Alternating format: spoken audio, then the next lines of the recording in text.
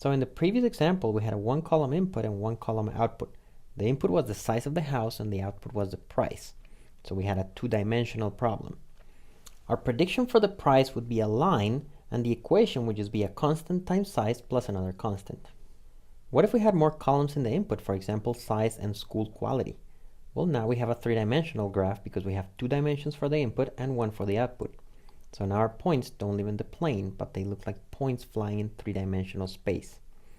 And what we do here is we feed a plane through them instead of feeding a line, and our equation won't be a constant times one variable plus another constant. It's going to be a constant times school quality plus another constant times size plus a third constant. And that's what happens when we're in 3 dimensions. So what happens if we're in n dimensions? So in this case, we have n minus 1 columns in the input and 1 in the output. So for example, the inputs are size, school quality, number of rooms, etc. Well, now we have the same thing, except our data lives in n-dimensional space.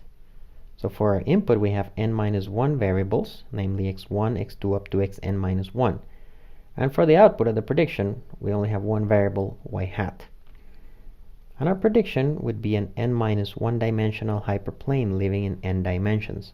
And since it's hard to picture n dimensions, just think of a linear equation in n variables, such as y hat equals w1x1 plus w2x2 plus all the way to wn minus 1 xn minus 1 plus wn. And that's how we do predictions for higher dimensions. In order to find the weights w1 up to wn, the algorithm is exactly the same thing as for 2 variables.